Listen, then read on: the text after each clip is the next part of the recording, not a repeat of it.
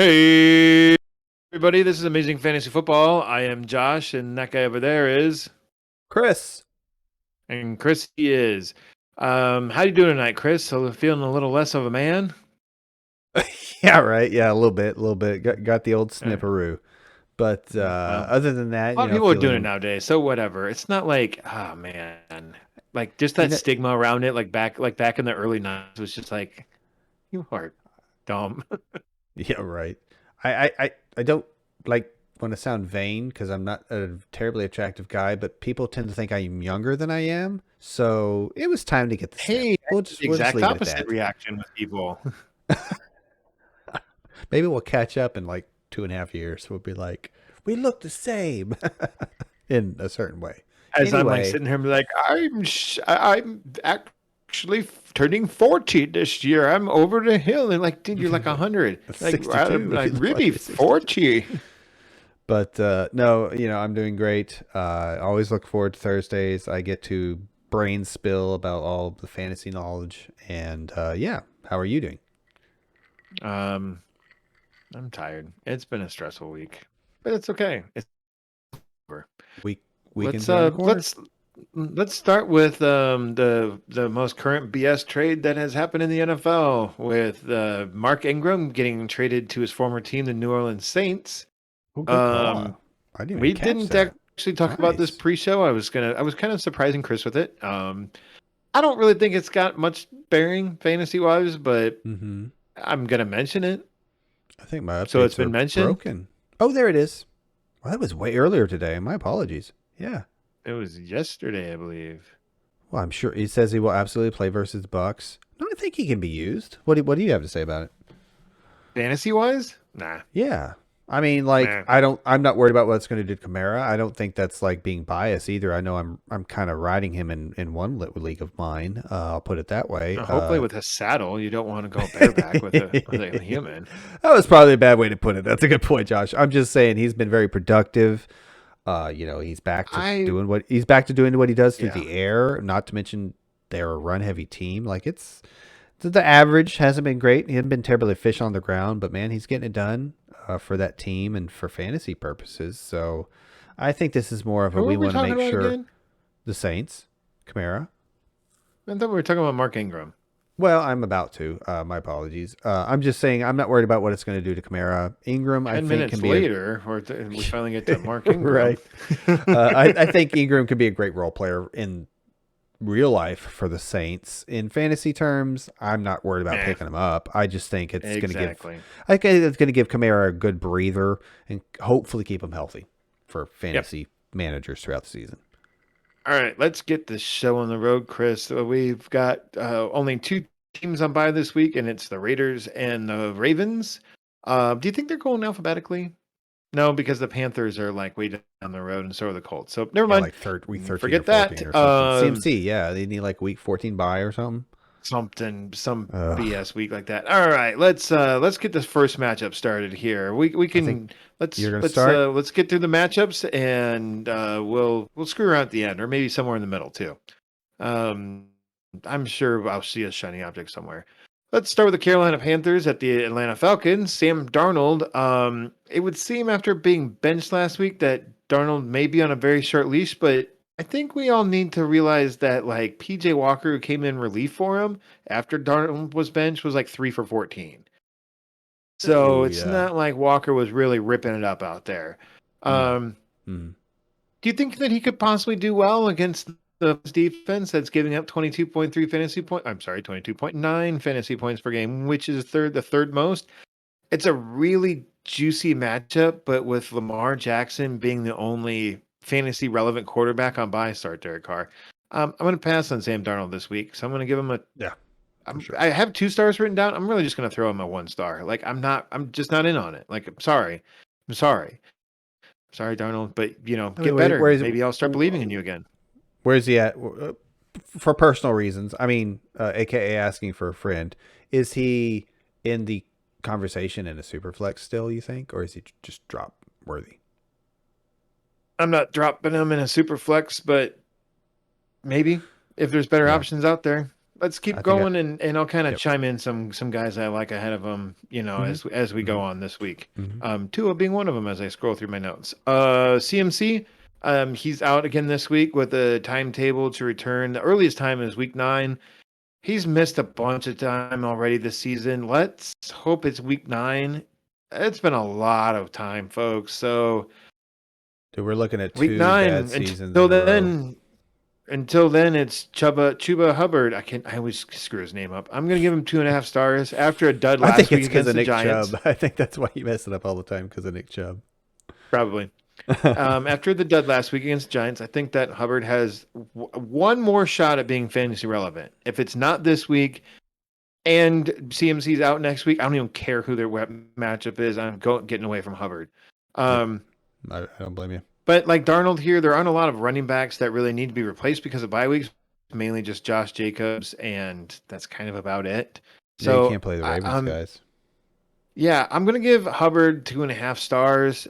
He's averaged just 12.17 PPR points per game too. So it's really just not good. I'm staying away from Hubbard if I can. If I can, there's worse guys out there like Mike Davis on the other side of the ball. Would definitely start Hubbard over Mike Davis, but I'm skipping ahead. DJ Moore, despite Darnold with Darnold's poor quarterback play, of course it has led to more duds from DJ Moore.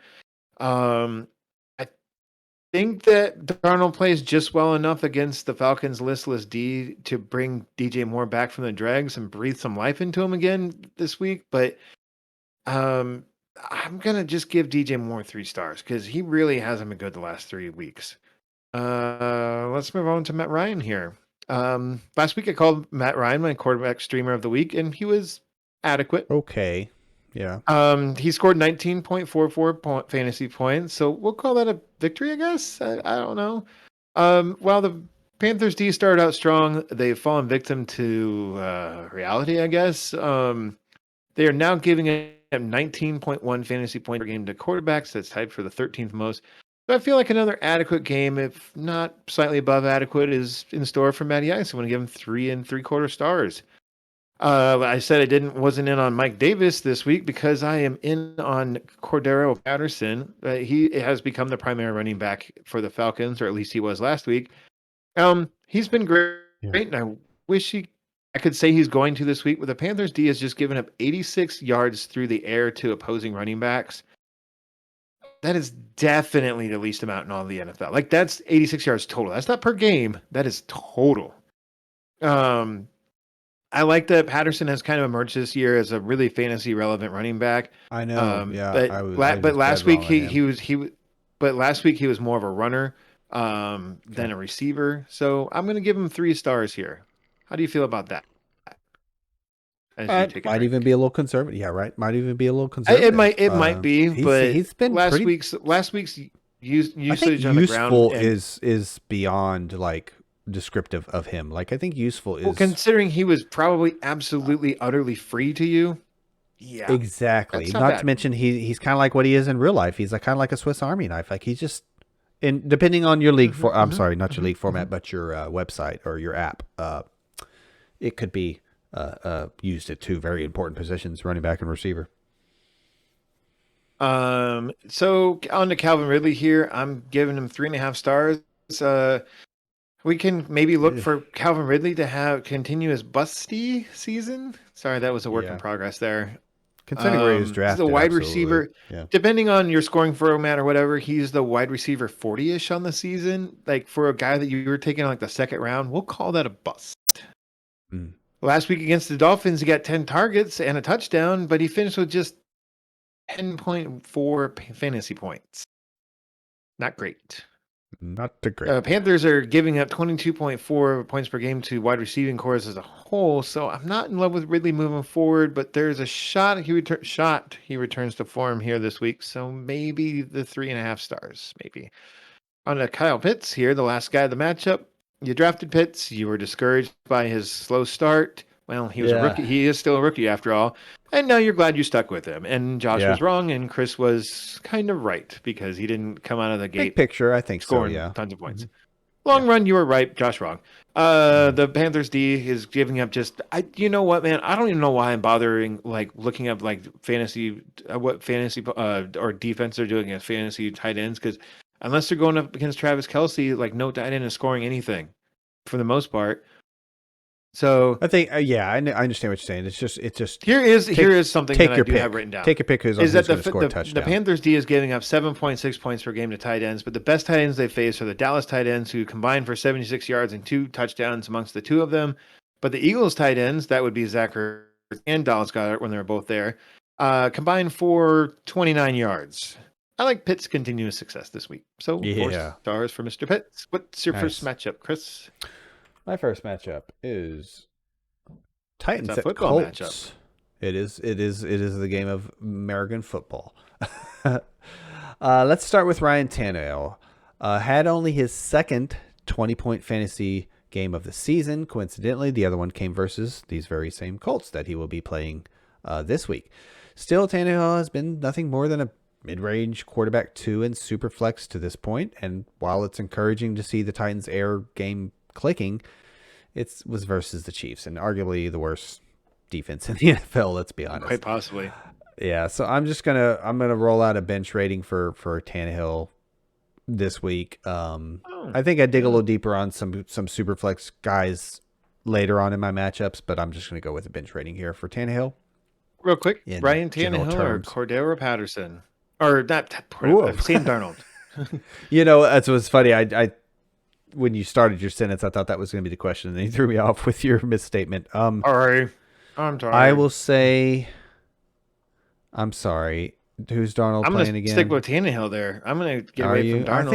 I think I have to because I'm pretty sure I rage dropped. No, it wasn't a rage drop. I picked up Matt Ryan over Darnold, and I didn't say Matt Ryan though.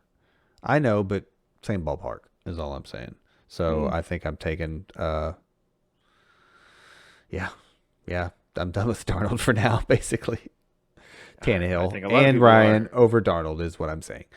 Another week, another 50 carries for Derrick Henry, but seriously, how does he do it? I really don't understand it. Like it's like I expected some pushback with Christian McCaffrey with his draft profile and his size, but on the other hand, I expected some pushback with Derrick Henry and his knees and just the size of the man, but he continues to defy my fantasy take, and he continues to defy what I'm used to seeing in running backs in the NFL lately.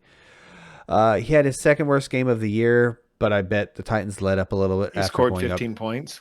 Yeah, exactly. But I'm pretty sure they probably let up a litlittle bit after going up 27-0 at halftime versus the Chiefs.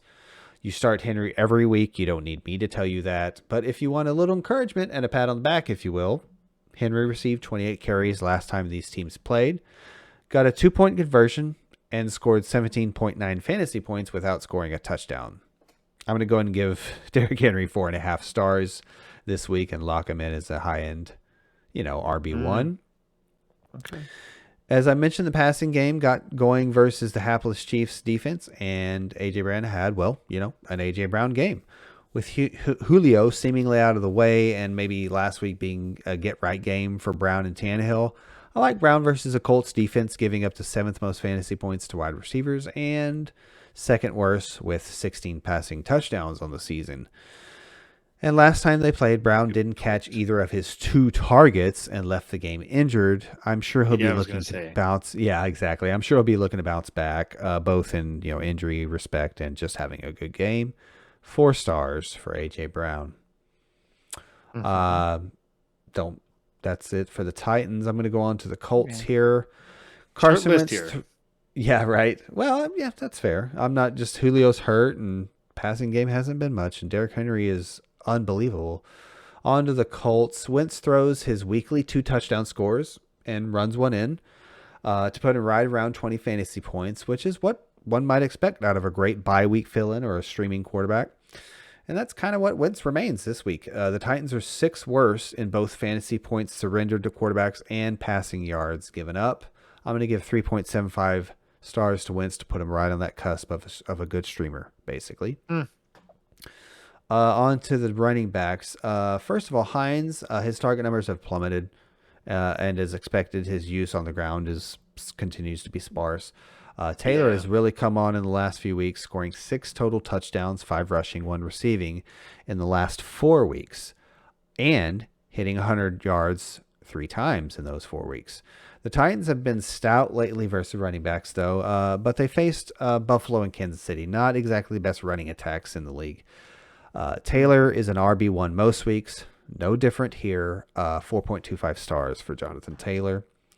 On to some wide receiver pass catchers here for the Colts. Pittman hasn't seen double-digit targets since week 2 and 3, but has been relatively efficient nonetheless.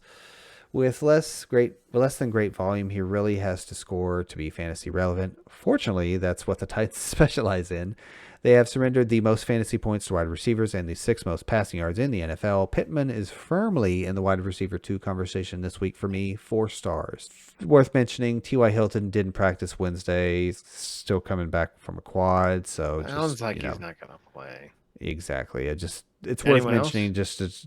No, not worth mentioning in terms of the pass catches for the Colts. I got there. one real quick. Oh yeah, just a real quick tight end dart throw. Mo Alley Cox. He's in on about 53% of the Colts snaps versus Jack Doyle 61. But Jack Doyle isn't really getting a lot of usage as far as pass catching work. Not that Mac is Mo Alley Cox is either. But if you're looking for a tight end to score a touchdown, there's a chance that Mo Alley Cox could this week. Just throwing it out there. Let's move along to the Buffalo Dolphins, the Miami Dolphins at the Buffalo Bills. I got this amazing mental image as soon as you said that.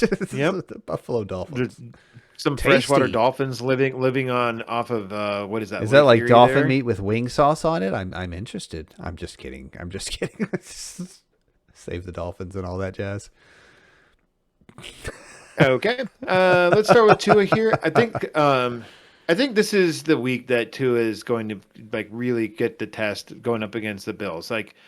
After returning from injury, Tua has played rather well, albeit against lower tier defenses with 22.36 and 28.5 roughly points scored against the Jags and the Falcons.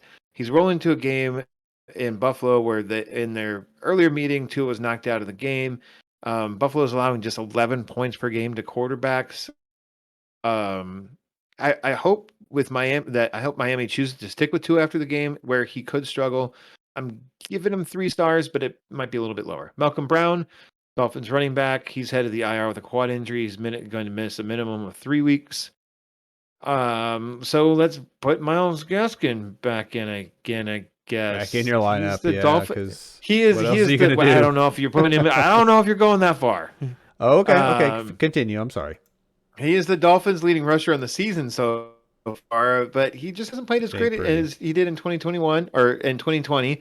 Despite being gashed by Derrick Henry 2 weeks ago, the Bills' D is giving up just 97.8 combo yards. That is on the ground and through the air, and just 13.8 fantasy points per game. Gaskin's going to probably split time with Salvin Ahmed, and so I'm going to give him 2 stars. Even if you're plagued with injuries at running backs, I'd still encourage people to look elsewhere with Myles Gaskin. Let's move on to Mike Kasichi here. In week 2 contest against the Bills, Kasichi didn't do much. He had 5.6 points per game.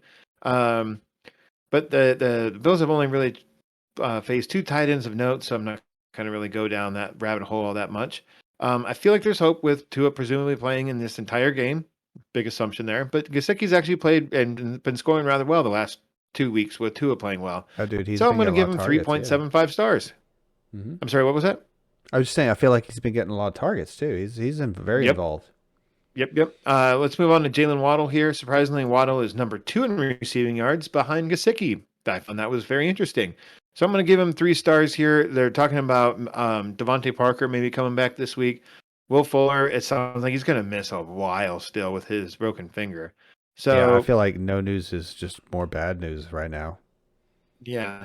But, and this is weird. Just real quick side note here is that Brett Favre used to break wide receivers' fingers all the time by throwing so hard. How is it that Will Fuller is not playing with his broken finger? I don't get it. Wide receivers back in the day, they'd finish their careers and their fingers would just be mangled from their hands would be mangled. Who is it? From Torrey breaking Holt. fingers. Torrey Holt from Kurt Warner has permanently disfigured I think pinky and or Ring ring fingers. finger. Yeah. It's bad, Yeah. man. It's real bad. Um. So, yeah, 3 stars for Jalen Waddle. Parker, tune into the Sunday stream for last minute injury news. I don't know if you're really starting Parker anyways. So, let's just move along to Buffalo side here. Where, speaking of hand breaks fractures, Dawson Knox, he's got a right hand fracture. He just had surgery on it, I believe. Is that Russell Wilson? I'm thinking of. Anyways, sounds like he'll be out this week, week 8. Sounds like he'll also be out in week 9 and maybe week 10 as well for Dawson Knox. So if you picked him up in free agency, a bit of a bummer there. He's a bit of a diamond in the rough this year in the tight end position, which doesn't have very many diamonds to it. So let's move along to his quarterback, Josh Allen. I'm giving him 4.25 stars. It's a great matchup against the Finns this week. Miami is giving him the 7th most points to quarterbacks. Don't expect a ton of rushing from Allen. The Dolphins are only giving him 8.86 rushing yards per game. So after a shaky start to the season, Allen's accuracy has actually improved, and he's getting the job done through the air. So 4.25 stars here. Kind I of mean, back you where could we were argue last higher. year. I'm gonna be a little conservative. Zach Moss. It's hard to say what the Bills are gonna do with their backs here. In week 6, Bills were on bye last week, in case everyone forgot. Moss and Singletary split the workload almost 50-50. It was 55-45 in favor of Moss. I'm not going back to the week 2 matchup where I think Moss was coming out of the doghouse, or maybe he was getting back into playing shape or something after the offseason. I'm not really sure what happened in week 1 with Moss, and he didn't get a lot of work in week 2 either, but he's been okay so far since then. Dolphins are giving up 22.1 points per game to RBs, which is the 6th most. So I'm going to give Moss 3 stars and Devin Singletary 2 stars. Stephon Diggs, he has not been an outright bust, but he hasn't been the elite wide receiver he was either last year, Like a top 3 guy, really. He has not. Yeah. That's what I'm saying. I'm sorry. Yeah. And I think part of that is because of Dawson Knox emergence, and part of that is Manny Sanders kind of coming to the team and really showing him up. And I'm guessing that if Xavier Howard continues to be healthy, Diggs is going to get a healthy dose of him this week. And until Diggs starts playing better, I'm going to give him 3.75 stars. If Knox was healthy That's still pretty respectable. If Knox was healthy, though, it would probably give Diggs a lower rating. Hopefully, but hopefully with one less target, like receiving target for the Bills, Diggs can get closer to his 2020 form here. Xavier Howard playing this week is not a guarantee. Just want to say that. That would be the Dolphins cornerback. Let's move on to Emmanuel Sanders here. I'm bringing him up because he's actually been rather fantasy relevant, not elite, but he's had a game here or there. The 34-year-old wide receiver has found some new life in Buffalo, as I kind of just mentioned. Sanders has not really been playing elite, but and actually Emmanuel Sanders is the wide receiver 23, while Diggs is a wide receiver 24. It's only a few points difference, but just saying. I like Sanders' chances to get things going against the Miami D with them focusing more on Stephon Diggs. So I'm going to give him 3.5 stars. Chris, what's your next matchup? My next matchup is I'm very excited about this one, honestly. It's funny, like the random nature of which we pick our matchups. I end up with a lot of bad quarterback talk tonight. But let me continue here because this is not bad quarterback talk. This is a little bit of a one-sided about them, or you're not going to say meaning what you have to say. You're not going to say rather well. Meaning my quarterbacks that I have to talk about this week aren't that exciting, except for this one. And this is a bit of a one-sided matchup, but let me continue. It's the Bengals. Are we going to talk about Joe Flacco and being your streamer of the week? Yes, his 5-star. No, I'm just kidding. I'm talking about the Bengals at the Jets. Let me continue. Yeah, Joe Flacco, streamer of the week. No, definitely not. We're going to talk Bengals at Jets. We're going to talk Joe Burrow coming fresh off a 400-yard, 3-touchdown performance. Burrow is set to carve up the Jets. Now the Jets are 16th best, like right down the middle in passing yards given up, but they are giving up the 7th and also giving up the 7th fewest points to quarterbacks. Mm-hmm. But the best game they've had, 159 passing yards, was week 2 versus Mac Jones and the conservative Patriots. Lately, they have given up an average of 372.5 passing yards over the last 2 weeks, including a 403 performance last week from the very same conservative Patriots team and Mac Jones. Burrow and Chase are red hot, and he gets 5 stars this week. Mr. Burrow does. On to Joe Mixon. The Jets are giving up the most fantasy points to running backs in 2021, with Burrow in the pass game clicking, obviously, and the Jets giving up the second most rushing touchdowns on the season. I think Mixon will have a great chance at a score and a top 5 week.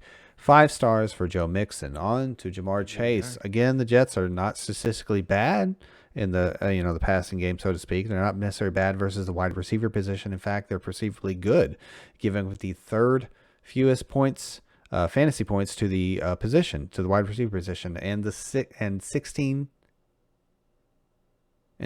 best in terms of passing yards surrendered. But as I said, I think there's some inflation in those numbers, and Chase will have a little resistance, putting up another phenomenal day. 5 stars for Jamar Chase. Yes, folks, that's 3 stars for the 3 premier skill positions for the Bengals: Burrow, Mixon, and Chase. I think you mean 3 5-star ratings. Did I say 5 3-star ratings? You said 3 5-star ratings, or 3 3-star ratings is what you said. You do the math, Josh. Whatever. I want to rewind the tape for just a second here, Chris. Just real quick. I'm pretty sure you said some inflatulence with Jamar Chase. I did not say inflation. I said inflation. I'm pretty sure is what I said. Inflation and flatulence. So, I mean, you love all these other pass catchers. How do you feel about like Tyler Boyd and CJ Uzomah here? Scrotum. Though, I don't know. Even though Tiggins is taking a backseat to Chase, he did receive a career high in targets last week. Oh, you didn't? You said Boyd and Uzomah? Uzomah. Uzomah. I'm going to get it right. Boyd, I don't know. I have a bench rating for him. I just, I do feel very good about the passing weapons. I've got a very, I don't know, you might call it an aggressive rating for Uzomah here. Uzomah has shown nose for the end zone, but outside of week 4 versus Jacksonville, his usage isn't, worthy of a top 12 guy. But in a week with Kittle, in a week with Kittle and Dawson Knox hurt, and Waller and Andrews on bye, I think in this potent Bengals offense, Uzomah is one of the better boomer bust tight end options out there. Touchdown dependent tight ends out there right now. So I'm going to give him 3.5 stars for this week. But I have a bench rating on Boyd. Okay. Let me finish up real quick with our guy Tiggins. Do you have anything to say about the Jets other than Joe Flacco's your stream of the week? I do, but let me finish with Tiggins first. Thanks for agreeing with me on that stream of the week comment. No, I'm not agreeing with you, but let me finish with Tiggins. He did receive a career high. Even though Tiggins is taking a backseat to Chase, obviously he did receive a career high 15 targets last week. There should be enough volume to go around and. Yeah, exactly. And there should be enough of targets and scoring opportunities to go around in this game. But Tiggins, kind of to put him in the top 24 territory there, I'm going to give him 3.75 stars. On to the opposing team, the Jets. Let's just cut to the chase with Jets. Normally, the only names worth discussing lately are Michael Carter and Corey Davis. But now with Zach Wilson out 2 to 4 weeks and the team bringing back Joe Flacco in a trade, and Michael White starting this week, I'm not sure you can trust either Carter or Davis, which were at best low-end flex options during bye weeks the last week or so. Still, Davis's target numbers have been respectful, 7 targets per game, and he's scored twice in the last 3 weeks. I'll give him a desperate 2.25 stars, but I am benching Carter due to the quarterback situation, the matchup with the Bengals, and his awful efficiency lately. That's the matchup, Josh. What do you got next? I believe I have the Pittsburgh Steelers at the Cleveland Browns. So let's start with Ben Roethlisberger, who from now on I shall refer to as Old Ben. The corpse of Ben Roethlisberger. Dagobah. Ben. Yeah, he is Old Ben Kenobi. Only he's not a sage and some weird. He's just a weird kook with a below average arm in the NFL. So far in 2021, Ben Roethlisberger is averaging 13.17 fantasy points per game. Chris, that's not the kind of quarterback I want to start. Nope. I feel like a Well, Sam Cleveland Darnold is giving wannabe. up the third. What's that? I was just saying, I feel like Sam Darnold all over again lately. Only we kind of suspected this coming into the season. While Cleveland is giving up the third Right. most points per game to quarterbacks, 21.7. That is. I really don't love Ben here. Old Ben is a shell of what he used to be. Perhaps if there was a bunch of fantasy relevant quarterbacks on bye or injury, I could blur my eyes and maybe see old Ben as a starter this week. But Have a couple I, extra I drinks. but So you there can- aren't, and I can't. So he's getting 2 stars, and it's really it's just 2 stars. Najee It's Harris, fine. he'll be going up against the Browns D, who's done well against opposing backs this season. The Browns have been stout against the run, just 65.4 yards per game, and receiving 2 at 29.7 yards per game through the Okay. air to Okay. opposing backs. It's not a great But matchup here, but I think you can stick with Harris, so I'm going to give him 3 stars. oh, ugh. Go ahead. Go ahead. Sorry, man. I Look at the know. numbers. It's and a lot of it's just the Bengals or the Steel, not the Bengals or the Steelers or the Browns, but the Steelers, definitely the Steelers. It's their offensive line. I mean, yeah, a lot of it's Ben Roethlisberger and his noodle arm, but their offensive line I is mean, terrible. this might have to do with our star rating being a little off, but answer me a quick one or the other. Javonte Williams or Najee Harris? It's a tie. Okay. It's got to be like flip a coin. Javonte Williams is he's splitting that work 50-50. If he was the primary back, like a 66 to like a 2-to-1 ratio with Melvin Gordon, Javonte Williams. I like Najee Harris. Like he's shown that he's a good back. He just plays on a bad offense. I don't mean to make the show longer or put you to the iron, but are you more talking this week specifically? Because Najee Harris has been Yes. really good. Okay. No, But no. let's Like move I on. said, Let's I move on. literally You're just right. said You're Najee right. Harris Yeah. has been good. He's the It's victim of this playing matchup. on a bad Yeah. offense against a good run defense. Yeah. 3 Yeah. stars. Yeah. Okay. It's a little bold. I get I hope it. you're wrong. 3 stars. But I get you. It is a little bold, but I hope you're wrong. Let's move on. I don't Well, hate that's only it. for I don't hate personal it. reasons. Deontay Johnson. Well, Deontay Johnson is the wide receiver 28 despite missing a game and playing through and having been playing through a bye week too, so he's really more like the probably the wide receiver like 21 or something. Mhm. If this guy had a better quarterback, he'd be elite. But Deontay Johnson is stuck with old Ben, and he's going to be going up the Browns cornerbacks. Listen to Yeah. this. This is their top 4 corners for the Cleveland Browns. They are ranked 7th, 22nd, 34th, and 37th. Jesus. Some Sorry. teams are struggling to put a guy out Wow. that's ranked in the 40s at Yep. cornerback position by PFF. Yep. They're good. So I'm giving Deontay Johnson a very hesitant 2 3/4 stars. Ooh, yeah. Chase That's Claypool, rough. he's getting over the last 3 weeks, he's getting the targets 15, 6, and 7 in each of those games. But they're not deep because, noodle arm. And, the aforementioned Browns cornerbacks there. So I'm going to give him 1.5 stars. Let's move on to Case Keenum here. I'm not in love with them. I really wish I could see real quick, before I say anything, just off the top of your head, Case Keenum, Sam Darnold. Keenum, because I'm so low on Darnold right now. I've been burned. I've been burned for a couple Yeah, weeks. I guess so. Jesus, what did? I just Wow. Okay. Anyways, so it sounds like Keenum's going to get another start here. Baker, of course, has that torn labrum or something, or rotator cuff in sure. his throwing shoulder, which is left shoulder. Last week against the Broncos, Keenum completed 66% of his passes, but it was only for 199 yards and a touchdown. That's really not that bad for a spot start for Keenum, and he can actually do better moving forward. I'm just not in love with the Browns' pass catching options. We'll get to them in just a second here.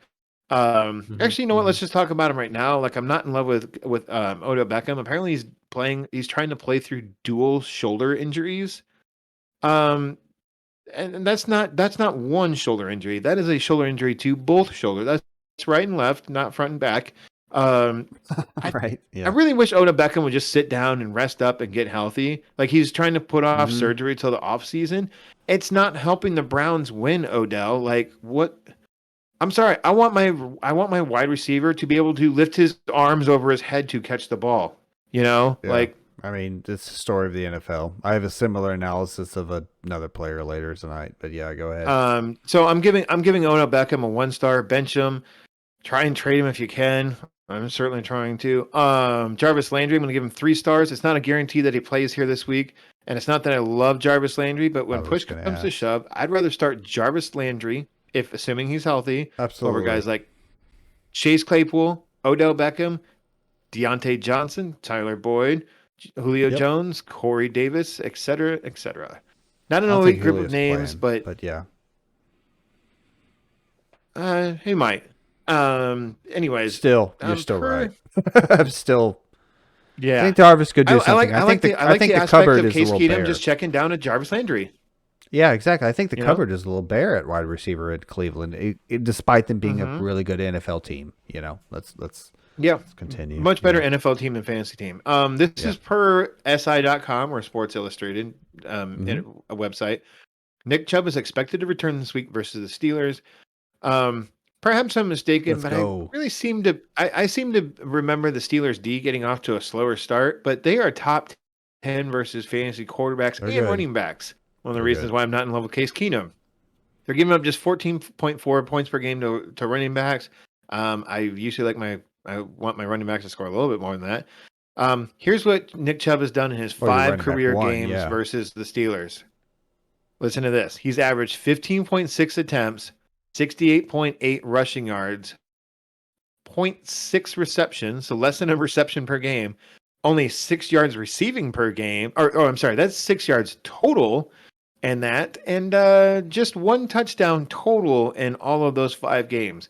Chubb, I love you, buddy, but I got to give you a 3-star. Like, it's the Steelers have really owned Chubb. And I do remember, this is why I looked into it, because I'm like, I remember Nick Chubb not doing all that great against the Steelers in the past, and I was right. So him giving him 3 stars. Kareem Hunt, he's on the IR for at least this week and next, and eligible to return in Week 10 when the Browns face off against the Patriots. Chris, I believe you have another matchup for us. I've got the Eagles at Lions. Jalen Hurts. There's been some scuttlebutt about starting Gardner Minshew and benching Hurts. I haven't watched every single Eagles game, but quarterback, while an issue for the Eagles, isn't the main problem. The team is losing games, but Hurts continues to run his way to fantasy stardom. He scored multiple touchdowns in every game except Week 2 versus the Niners, and gets a Lions team that's kind of reeling right now. Now, while I think Minshew talk is probably smoke with no fire, it might indicate a shorter leash. And fantasy managers, depending on him as their starter every week, might want to carry a backup for a few weeks here, like a backup fantasy quarterback for a few weeks, especially considering he's on bye next week. So there's that too. Through Week 7, where do you think Jalen Hurts ranks in quarterbacks? By quarterback total points. Quarterback 2. Yeah. Quarterback. That's what I'm saying. Like he's averaging almost 25 points a game. Yeah, you can't deny what he's doing in fantasy right now. And the problem is his accuracy. I know this is our weekly check-in about fantasy. Scoring is broken for quarterbacks, but we're working with what we got. Not what I was going with. I was going with that. It was just I was shocked that he's scoring that many points. Wow, people were right. He's this year's Lamar Jackson. Yeah, exactly. To your point, still this week he's a cute quarterback 1 as long as he doesn't get yanked for Gardner Minshew in real life, So I'm going to give him 4 stars. I think that's I think I'm accurate there. So I completely agree with you. Yeah, I mean he's you're not benching him. Let's leave it at that. Mark this date and time. Chris and Josh agree on something. Yeah, right. Let's go into the running backs here. Miles Sanders is nursing his low ankle sprain. Isn't that just like an ankle sprain? Yep. Anyway, he's still nursing his ankle sprain and seems unlikely to play. Gainwell would be a smash play if the Eagles didn't just activate both Boston Scott and Jordan Howard off the practice squad. And, to put a little threat on his nearly every down role, of course, with Sanders out. I like what I've seen from Gainwell, and he seems, I'm making this leap this week, he seems to be the most talented guy in the backfield, even over Sanders. But that doesn't mean the coaches agree. But in any PPR format, a Gainwell has to be considered as a perfectly fine flex play here. Maybe a little upside for a bigger role, depending on what happens, as I mentioned, with the two guys that were brought up from the practice squad. So I'm going to give him 3.25 stars. I feel like, again, I'm very, very kind of riding that line there where I'm like, I think he's got upside, but these guys scare me a tad. Yeah. There you go. Oh, I've got some great fence writing later. You just wait, sir. On to the receivers. Hurts is too unreliable through the air and behind that O-line to give Javonte Smith any relevance in most leagues right now. So I'm going to bench him. On to the tight end, Dallas Goedert. With Ertz out of the way, I think 5+ targets is almost guaranteed every single week for Goedert. And he continues to be a good red zone target, as he was even when Ertz was there. Now he's in the 90s in the snap percentage. Yes, only 1 week, but he is a tight end one nowadays in this tight end landscape, so I'm going to give him 3.5 stars this week. On to the opposing team, the Lions. Jared Goff is just inside the top 24 as quarterback 23 on the year, fantasy-wise. So theoretically, he's a starter in a Superflex league, but he hasn't scored over 20 fantasy points since week 1 and has gone without a touchdown in 3 of his 7 total games. I'm going to bench him, of course. On to the running backs, what we care about more here. Jamal Williams has really regressed, as I alluded to last week. It's mainly due to targets dropping off, and of course, no touchdowns in 4 weeks. With Swift really separating himself as a Kamara-like weapon out of the backfield. He's on pace for 102 receptions. Williams has taken more of a backup role than a change of pace / committee role, as evidenced by his snap share dropping into the 30s, while Swift is well into the 70s lately. The Eagles are giving up a ton of rushing yards, 4th most rushing touchdowns. They're tied for 5th most. And they give up the 5th most fantasy points to running backs. They've also given up the 3rd most running back receptions with 47. Really? The offense runs through Swift and Hawkinson, assuming health. So I predict a solid RB1 week for Swift, 4.5 stars. On to the receivers. If you're desperate... Yeah, I almost went 5 there, but I'm gonna stick with what I got. No, I love it, dude. Like, it's a good matchup. It's a real good matchup. Yeah, I might actually miss... Yeah. Onto the receivers. Good research. If you're desperate for garbage time, Khalif Raymond is Goff's favorite target, but I'd stay away if you can. Bench rating for all the receivers. On to Hawkinson. He continues to struggle with ankle and knee issues, but hasn't missed a game. Still, it is a juicy matchup versus Philly. They're giving up the 6th most fantasy points to tight ends, and Hawkinson is a safe volume play regardless of what you think about his injury and his struggles lately. His targets and reception numbers have been just fine despite all his injury struggles. I'm going to give him 3.5 stars. And that is the end of my matchup, sir. On to you. You want to do a real quick one here, Chris? It's going to be really quick. It's I think we Los could use Angeles it. Rams at the Houston Texans. What? I think we could use it. Yeah. The Los Angeles Rams at the Houston Texans. Stafford, 5 stars. The Houston D is terrible. I'm not saying anymore. Darrell Henderson, 4 stars. The Texans are the worst team against, well, just about everything. So I don't expect Darrell Henderson to get a lot of receiving work in this one, but he's a good shot to, help play cleanup in what could easily be a massacre. Cooper Kupp, he's the wide receiver 1 on the season. He's outscoring all but like 10 quarterbacks and Derrick Henry. He's probably outscoring every receiver in the past couple of years. It feels like he's is on fire. Season. He's averaging 19.2 points per game. You ain't benching Kupp, so 5 stars there. Bobby Woods, that would be Robert Woods. He's averaging just 9.2 points per game. And a lot of that's buoyed by a couple of weeks ago when it was like like freak out target week for Robert Woods. Yeah, it was squeaky wheel week. Yeah. Yep, squeaky wheel week. So I'm giving him 3.75 stars. I try to look elsewhere, but it is a good matchup. So, if you could do a real quick trade and you need real spot start because right? you have... Yeah, you can definitely think about flexing him. I'd rather flex in someone else, and maybe that 3 3/4 stars is a little high. Tiggins or old Robert Woods there. You're an ass. I'm on fire tonight. Higgins just because I think he has more of Okay. a role in the offense. Okay, yeah. Let's and that's pretty much it. Tyler Higbee has really hasn't done much for the Rams this year, so meh. Let's move on to Brandon Cooks. It sounds like Turd Taylor is about ready I to like make a how you were comeback. like, move on to the Houston Cooks. Just get right into it. Yeah, I think I'm Yeah. going to stay away from Cooks this week. He's going Oh up against yeah. the Rams, who have like two out of the like top 20 or the top like 50 cornerbacks in the league. So yeah, no Brandon Cooks this week. I mean, you're probably starting him out of desperation, but Yeah, I think Ramsey and Aaron Donald can take honestly, Cooks out of the game. this is bold. I'd rather start Robert Woods than Brandon Cooks this week. Seriously. Used to be by used to I mean like last week. Weekly, that could be considered bold. I get you, but not this week. I agree with you. Yeah. Onward and upward. Hopefully you got a longer matchup ahead of us, Chris, because that took about 2 minutes. Another kind of halfer. I'm going to call it a halfer because I just made that up on the fly. I've got the Niners at the Bears. Jimmy G and Trey Lance. Kyle Shanahan announced that Jimmy G will be the starter and Lance will be back at practice with a knee issue.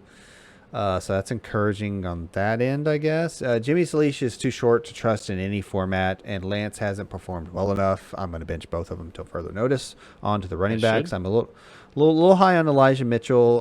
Definitely moving forward, but let me talk about this week specifically because that's what we're talking about here. Mitchell's gotten right back to a 60% plus snap share and appears to be the guy in the Niners backfield again. The Bears are flat out bad versus run, giving up the 8th most rushing yards on the season, and just gave up 182 rushing yards to the Leonard Fournette Tampa Bay backs. That's how I typed it, folks. Let's move on. I like Mitchell as the primary back in San Francisco moving forward, and he should be a low-end RB1, high-end RB2 this week with 4 stars. Debo. Bears giving up 2.3. Yeah, right. Bears giving up 2.3 passing touchdowns per game. That is 1.7 specifically to wide receivers on the season, and the 8th most fantasy points to wide receivers. Without Kittle, Debo, the wide receiver 2 in fantasy points per game, continues to dominate targets and rack up yak versus the Bears. His cornerback matchup he'll see most of the time is Kendall Vildor, who's giving up a passer rating of 133. So I'm just going to go and give Debo 5 stars this week. Debo is questionable with a calf issue that popped up Wednesday, but Shanahan said he's optimistic Samuel will play.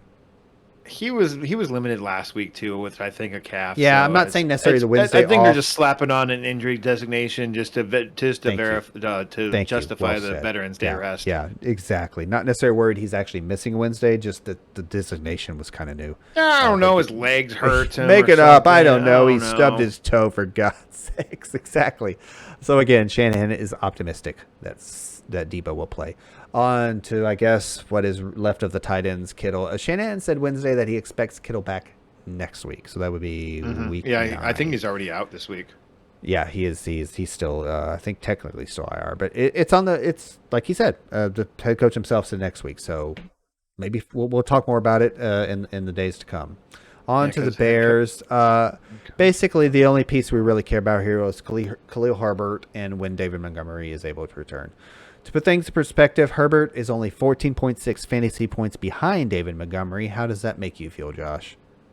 It makes me feel like the article I read the other day about, I got to start writing these articles down. I find them in the most random places, though. That's the problem. Stuff. Yeah, bookmark it or something. Yeah, dude, go ahead. I already have a ton of bookmarks on my phone I don't know what the hell to do with. So 85% of them are useless. Just settle down there. And they're mainly recipes for Asian cuisine, like Asian style food. Because they use outside of my normal ingredients. Recipes, recipe bookmarks, yeah.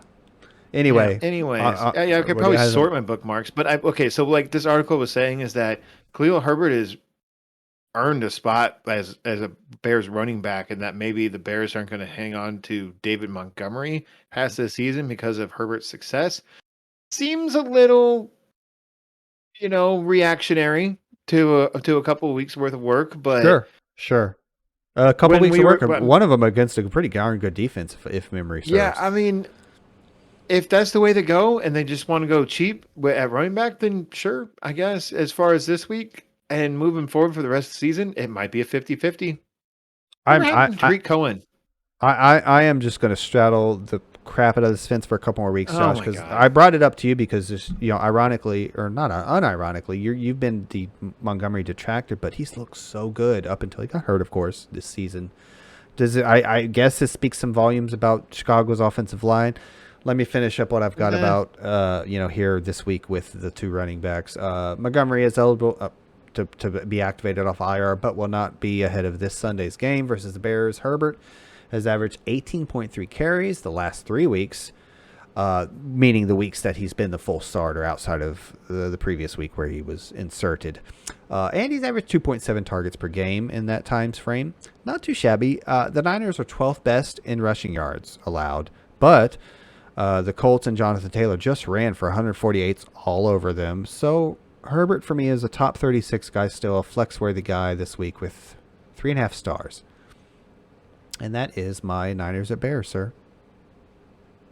Yeah, I feel like the Khalil Herbert success has made them not have to rush back David Montgomery, and it says that he had a hyperextended knee on the October 3rd, so that was 25 days ago as Montgomery, this that is. recording, and it would take him Yeah. out 4 to 5 weeks. So then that puts him at, Makes me feel good about the I guess rosters 4 that I weeks picked would up be Herbert this on. week, Yeah.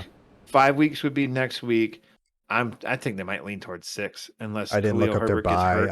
I assume the buy is out of reach at this point. I didn't No look it up at idea. all. I'm not gonna look it I up think either. it's later. But yeah, on to your Did next you one, man.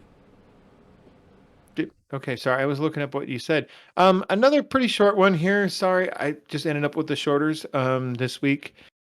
Let's start Shorter with, and this is straw. the Sorry. who wears short matchups? I wear short matchups. Mine was better. I'm Don't claiming it. edit that out, but that was pretty bad. It was.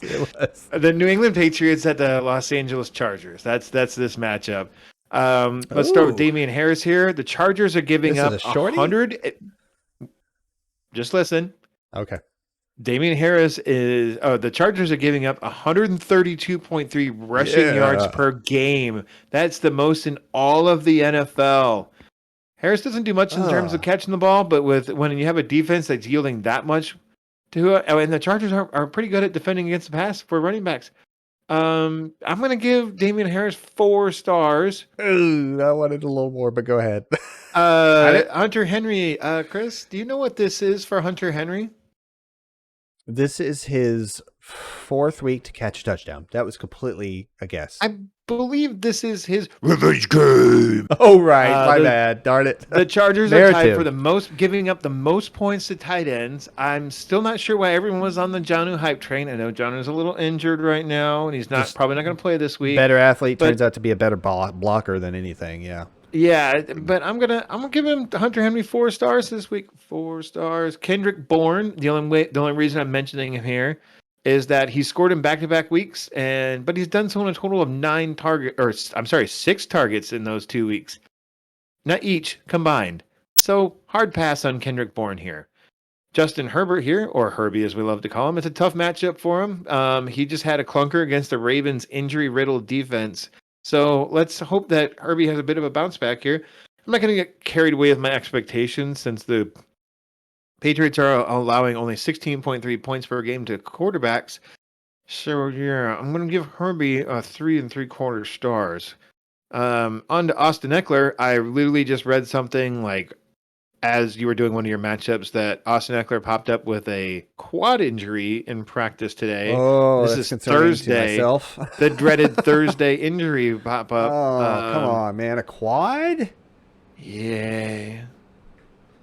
The Patriots are giving up only 16.6 points per game to running backs, but they're allowing 91.9 rushing yards per game and 59.4 receiving yards per game. So if we do some quick math on that guy, that is 150.3 yards, combo yards per game. The running backs haven't scored a lot of touchdowns against the Patriots, so that's why they're doing so well and like fantasy points scored against them. If Austin Eckler is healthy this week, I'm betting that he gets a good amount of yards and maybe a touchdown or 2 in there. A little bold, But whatever, I'm giving 4.5 stars. So let's move on to Mike Williams here. As I'm going to give him 3.25 stars over the last 3 games. Williams has had just 32.3 points in those 3 games. Ooh. 3.8 of those 32.3 points came out of 2 of those 3 games. So yeah, he had one big game over the last 3 weeks, and that was it. Couple of stinkers. 3.8 points in 2 weeks. I'd call that a stinker.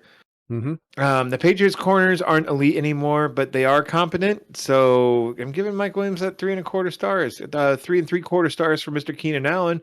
He runs most of his routes out of the slot, and he could see the Patriots' worst cornerback, according to PFF, who is Jonathan Jones, and he is ranked 97th overall in their cornerback ratings. And that is about it. Chris, what do you got? The Jags and the Seahawks? I do. I have Jaguars at Seahawks. Trevor Lawrence has been better lately, scoring on the ground or through the air in each of his last 3 weeks. Well, meaning, quick reminder at the top of this, Jags were on bye last week, so this will make more sense in a moment. Again, scoring on the ground the last 3 weeks while averaging 18.45 fantasy points. This puts him on the QB2 radar in Superflex leagues versus a bad Seattle defense. 3 stars. James Robinson has been great lately, averaging 21.7 fantasy points and 17 carries over his last 4 games. Coming off a bye and being the team's best chance to win versus the Seahawks team giving up the 3rd most rushing yards and the 4th most fantasy points to running backs, I like Robinson as a top 5 back this week. 5 stars. Marvin Jones is worth mentioning real quick since he's been averaging 8 targets per game since Chark went out and got over 100 yards and scored when the Jags last played 2 weeks ago, whatever, week 6. He's fine for a low-end wide receiver 3, 2.5 stars. On to the Seahawks. I'm going to go and bench Geno. Nothing more to say there. Should. Exactly. On to the running backs because this is a little convoluted and confusing. This is worth mentioning. Rashad Penny averaged 1.5 yards per carry. Alex Collins, still probably the starter, having received 16 carries and 39% snap share to Penny's 36%. But they were all bad. With Geno at quarterback, I don't want to have to rely on any of these Seattle running backs, but I guess if you're desperate, Collins is the guy. You could flex him. I'm going to give him 2.5. I'm going to give him 2 stars. On to the receivers. A little more to talk about here. Lockett seems to have been the casualty caused by Geno being the starter. He is virtually unstartable till Wilson gets back. I'm just going to go and bench him. DK has led the team in targets in Wilson's absence and flashes big playability with a first quarter 84-yard touchdown. This keeps DK in most fantasy lineups versus the lowly Jags pass defense as a high-end flex. I'm going to give him 3.5 stars. And I'm going to bench Gerald Everett. That's that matchup. That was easy. Ooh, well, then then. I mean, when you have Geno playing for the Seahawks, what else do you want me to do, you know? Yeah, there's a lot of matchups like that this week. It's like, oh, hey, I was here's telling a you, good team my of fantasy quarterbacks, players, and then here's a dud. I was telling my quarterbacks are booty this week. I'm telling you. All right, well, speaking of booty quarterbacks, we have the Tampa Bay Buccaneers at the New Orleans Saints. Tom Brady, still 0 stars. He is not booty. He sucks. That is a Goat. lie. More like nope. But if we must, the Saints defense has been great this season. They're 2nd best against quarterbacks, 5th best versus running backs, 24th best, their only weakness, against wide receivers, and 2nd best against tight ends. This is like fantasy points scored against them on an average basis. You still got started, though, right? We've seen this loser Tom Brady make mincemeat out of some of the best defenses over the last 20 years. It's 3.75 stars, but it's really 0 stars in my heart. As my grandpa used to say, go fly a kite, Tom Brady. That's not bad. Leonard Fournette, I already mentioned the Saints are the 5th best versus running backs, but they are allowing they're allowing just 2.78 yards per attempt on the ground, but they are surrendering 91.7 combo yards, that is through the ground and on the air, and 0.84 combo touchdowns. I know you can't really combine touchdowns, but so what I'm saying here is I'm saying there's a chance. 3.5 stars for Leonard Fournette. Ooh, okay, yeah, for sure. Well, bold. Chris Godwin, 3.75 stars. While Godwin has not been terrible so far this season, Evans is outscoring Godwin.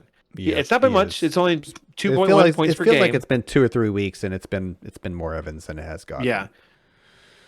But this has been just enough to frustrate me, who we both thought that this was the year that Godwin took over as the alpha dog in Tampa Bay. Not so. 3 3/4 stars for Chris Godwin and for Mike Evans. As I mentioned a minute ago, the Saints' one defense has been against wide receivers. I think both Godwin and Evans can be productive here, especially if Gronk and Antonio Brown both miss out again this week. Speaking of Antonio Brown, it sounds like he has an ankle injury.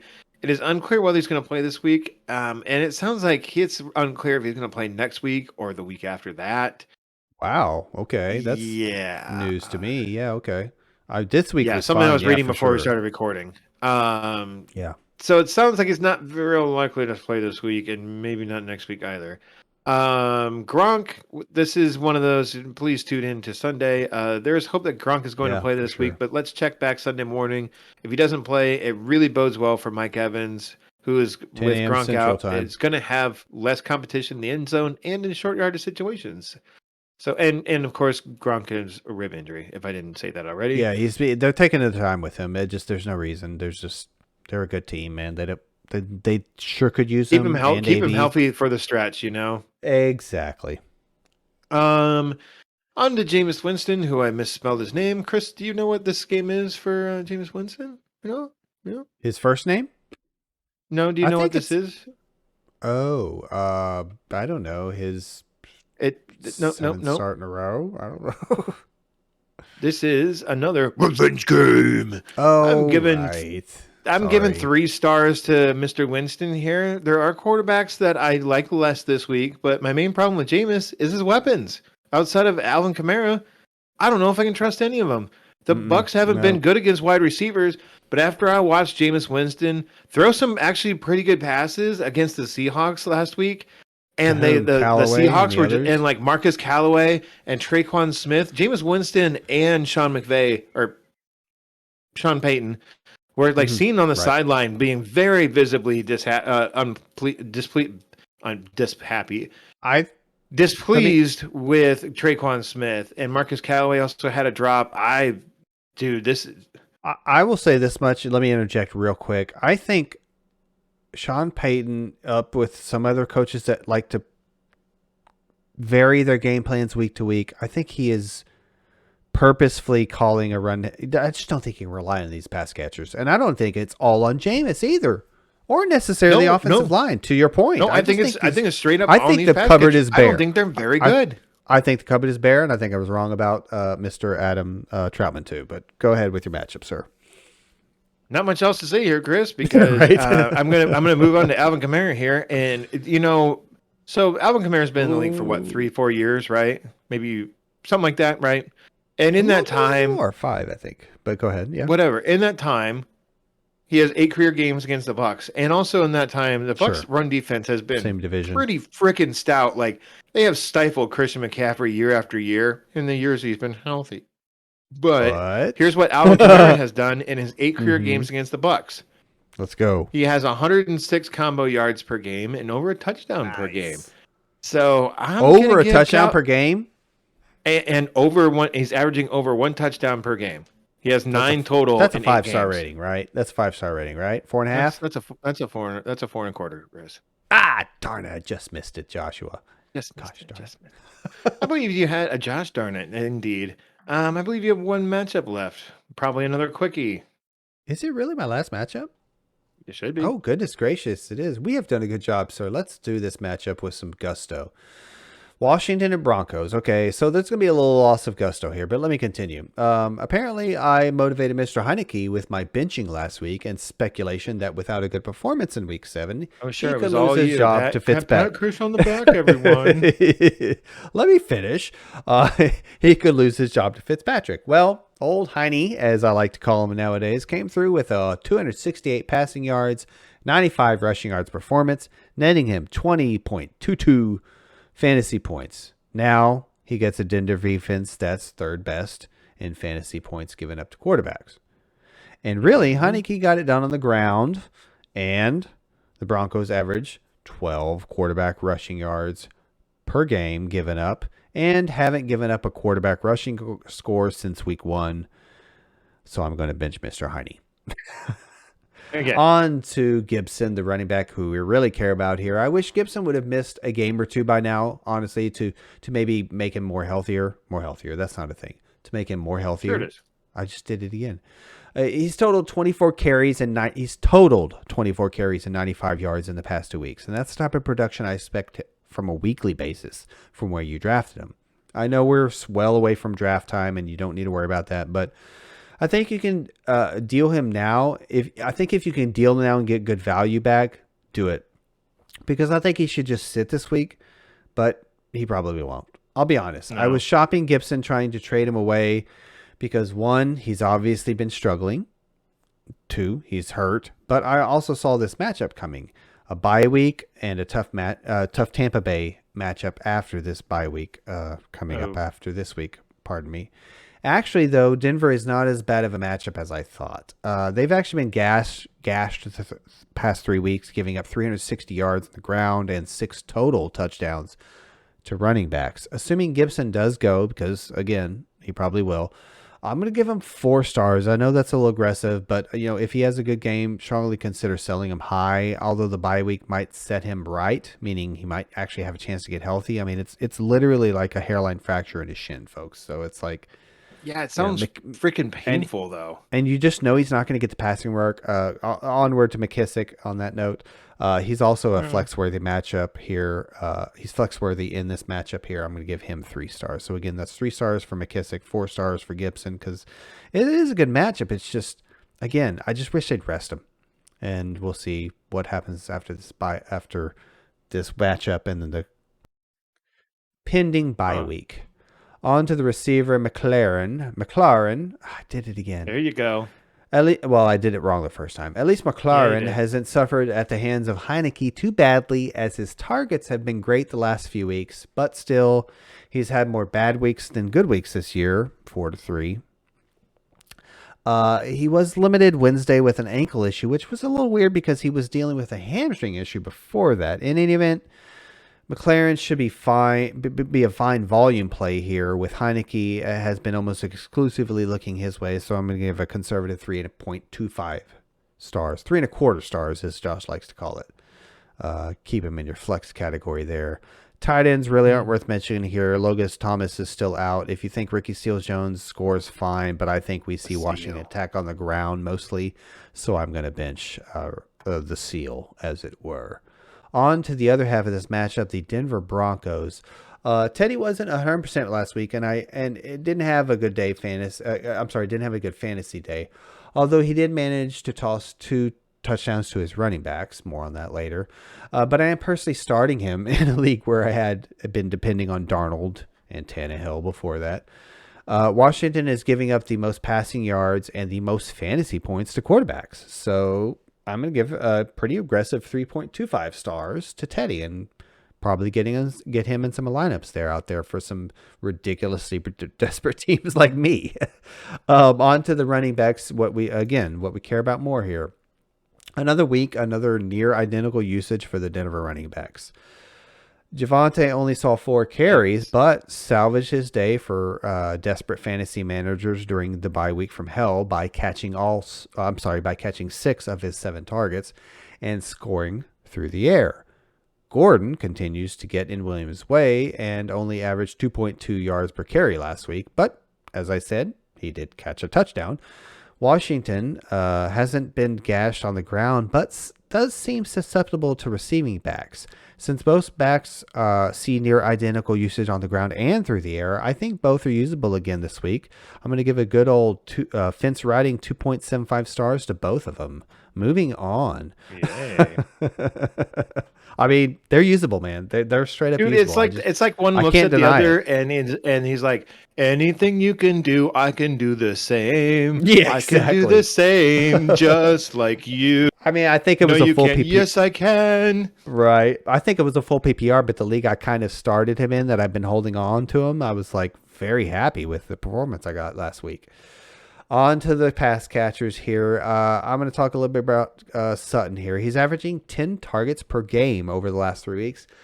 So he has to be in consideration versus this Washington defense. As I mentioned, they're giving up the most passing yards and are equally bad in terms of fantasy points given up to wide receivers, meaning they're giving up the second most. I am hesitant to rely on Patrick, but Sutton should see targets and opportunities.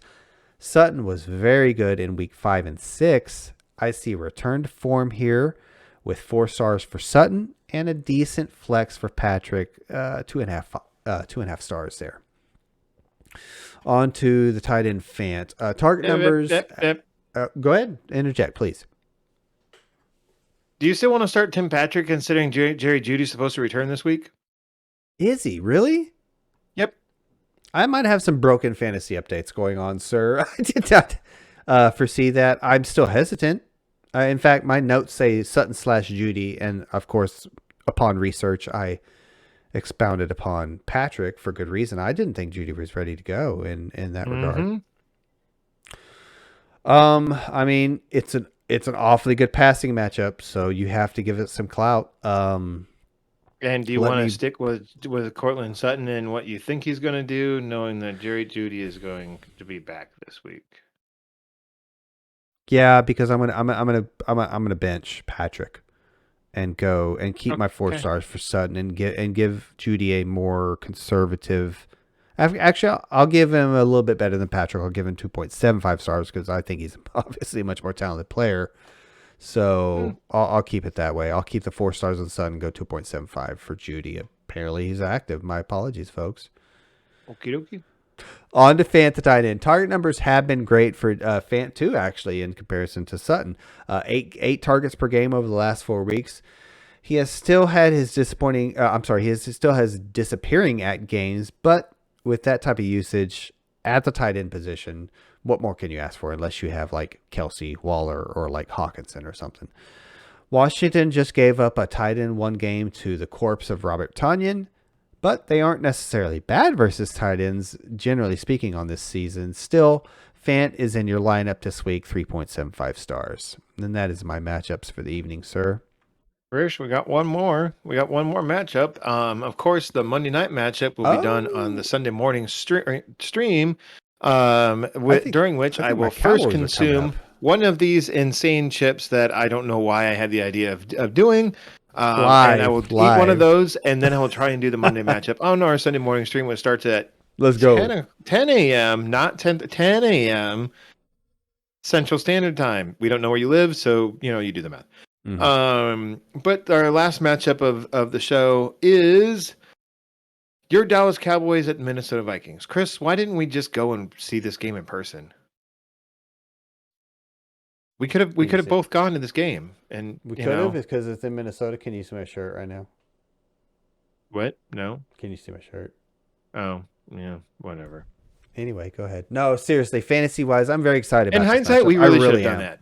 We really should have done that. But anyways, you make a very good point. Yes, sir, you do. Well, hindsight's always going to be 20/20 unless you need glasses. So let's start with Sorry, to be that's fair to me, that's a really funny premise right there. It is. I have not been this bad with Cowboys stuff. You know that, folks. I just happened to be wearing the shirt, and I had the glass because I made it. Oh no, I was talking about someone needing glasses to look into the past. Me, yeah, for sure. So let's start with Dak. It sounds like he's going to play, but it's not 100%. Well, let's just assume that he's going to. Let's just assume they're coming off the bye. For now, we'll assume that he's healthy, blah, blah, blah. The Vikings are really only giving up. I'm sorry, I lost my notes here because I was trying to look at the Discord here. They're only giving up 16.5 points per game to quarterbacks. I like Dak a little bit better here. The Vikings defense has actually been okay this season. No lie. Yeah. Maybe we need to temper expectations just a hair for Dak. So let's give him 4 stars here. Let's move along to Zeke, Mr. Ezekiel Elliott. And the Vikings have been okay against the run as well. So, let's give Zeke, the 4 stars as well. I mean, it's just going to be kind of 4 stars across the board. It's kind of what their defense has been. Kind of middle of the road versus the pass and the run. But the Cowboys, offense is obviously very good. So it's a bunch of 4-star stuff. Exactly. I mean, like I'm Yeah, not trying yeah. to, and I'm probably gonna give CD Lamb like the 3 3/4 You know, I and was just about to versus. say, I think giving a couple of those receivers 4 stars might be a little aggressive lately, just because of the disappointing usage, if you will. A little bit. That's why I'm going a little bit lower with CD, my boy CD. You're definitely winning that ice cream bet that we made in preseason so far, but Cheers. the season's not over yet. I have definitely have time to come back. Um, you're going with, if you are going to start one of these tight ends, you're going with Dalton Schultz. Wow, I almost mixed their names up. Sorry. You almost You're flipped definitely them. going with Dalton Schultz here, and we'll give him just. Dalton Jarwin. No. I Yes. almost said Blake Schultz. That's what I I almost said. actually love that name much better. That's like a country artist name. It really does sound like a country artist, doesn't it? Thank you. Yeah. So I'm gonna give Dalton Schultz. I almost called him Blake Schultz again. Sorry. I'm gonna give him 3.5 stars. Let's move on to the Vikings here. Kirk Cousins. He's been really good. He had a couple of duds against Cleveland and Detroit. Detroit was mainly because Glad of to have him Dalvin Cook back. just Yeah. just kind of going crazy. But I mean, if you drafted Kirk Cousins, like I'm sorry, I'm gonna toot my own horn here for just 1 second. Mm-hmm. I was touting Kirk Cousins as a late round guy, at least because of his week 1 I matchup think he's against the well within the Bengals. top 12, maybe. Yeah, he is. Give me 1 second here. He I mean, is I think there he was a is actually bad the game. quarterback 13 at the moment, but he All just right, got off his it's bye fine. week. So, Exactly. So, Derek yeah. Carr is going to be above him because Derek Carr has played 7 games, whereas Kirk Cousins only played 6. Yeah. When it's Mhm. all said and done, though, I bet Cousins finishes at like the QB 8 or 9. Calling it right The now. end of year. Yeah, I Yeah. like it. Yeah. I think this week is So actually And not too it's a bad good either. matchup again. It's a good matchup against the Cowboys too. Like, no offense to your Cowboys, they have a lot of Mm-hmm. takeaways, Hmm. but they're giving up I mean, fine. copious Just amounts of just give passing a yards. minus 2 points to Cousins throwing one to Diggs, right? The ironically the brother of the guy you used to play with, but yeah, like Maybe. I mean, Diggs is all it's interception or nothing with that guy. fair. Like, serious. Like, it's But I he digress. he gets burned a lot. He gets burned a No, I think lot. that was the safety, but I'm not going to make excuses for the guy because I have a dog in the hunt. Did I say that right? A horse in the race. Yes, a leg in the That too. sack. Anyways, we're gonna give. Sorry. I'm gonna give Adam Thielen the 4 stars and Justin Jefferson just 3 3/4, just because Jefferson has been mildly disappointing so far, and I'm not Mediocre, really sure if you will. why. I Mhm. went. Mediocre, if you will. I mean, he's the wide receiver Better than that. 15. So I mean, Yeah, like well, it's not that's like he's been terrible, but I just figure like we all thought he was like you drafted him in probably the second, maybe third round. I as mean, a top 5 for guy. Yeah. well, I mean, like to score only, I mean, it is 15.2 fantasy points per game. Like I don't know. He just isn't as sexy this year as he was last year. He's kind of Hmm. lost his luster a little bit. Um, and you're staying away from the Vikings tight end. So, you know, Yep. What was the rating unless for you're, Jefferson? I missed it. I'm sorry. I believe I said 3 3/4, Okay. and Adam Still, Thielen, I I gave mean, him still, 4. you're playing him. I mean, of course, yeah. No, I like it. It's not bad. You're playing him, and you're playing him, and you're probably not going to regret it. But just don't expect a 5-star week because he Don't hasn't really expect the delivered one moon. yet this year. Don't expect the Yeah. moon. Yeah. Yeah, I mean, he hasn't scored against Jefferson. That is, hasn't scored above 18 points at all this season. So, oh, sorry, that's standard. Oh, Sorry, he hasn't scored above 22.3 points this season. That's been a lot better. Um, anyways, that's a big yeah. difference right there. Damn. It is. Anyways, Chris, Is that what it for the night? I believe that's a wrap. Like we've mentioned a couple of times, anyone of any gender can always check us out on Sunday mornings at 10 a.m. So that is Central Time, of course. We don't know where you live. We really do, but we really don't. We do. Last minute injury news, some lineup questions. You can always tune into the chat and ask your lineup questions. Chris and I have lineup questions for each other. Like I said, I'm going to eat one of these insanity chips. How I came up with this OMG. idea. I'm so I don't here. know. I'm so Chris, here have the for this. paramedics on standby, dude. This is I will going to be say this much. insane. I have had fun flying solo, but it's going to be a welcome addition having you there, and in particularly with this challenge upon it. I'm excited The to watch Pocky you One do it. Chip Challenge. I've got my button on the. You remember I showed you the scenes and stuff I've got where I can be like go single, chat mode real quick. I'm like I've got it on speed dial, ready for you to vomit on camera or not vomit on camera, should I Why do you say? think I'm going to vomit? I've I'm never just vomited from kidding. eating anything spicy, and I've I had know. insanely hot things before. I don't know. People do weird things. Okay. No, you're probably right. Anyways, that's been a show, folks. Thanks for tuning in. You can, if you're listening in podcast format, you can always check us out on YouTube. That's where in our YouTube feed is where you'll also find, if you like, share, subscribe, obviously the sub thing, and click the little bell for the notifications. That's when we go Yeah. live, and you When can we go tune live, in. exactly. Our boy Don ZC is usually there on Sunday mornings, and Wonder Tech and so on and so on. Shout out to those guys. We love Lineup them. questions are flying, Yep. Check us out. It's a good time. It's a good thing to have coffee. Make it Irish, if you will. You're Elky. I might be doing that myself. So, whatevs. Until next time, folks, have a good one. See you Sunday morning. Sunday morning. Sunday.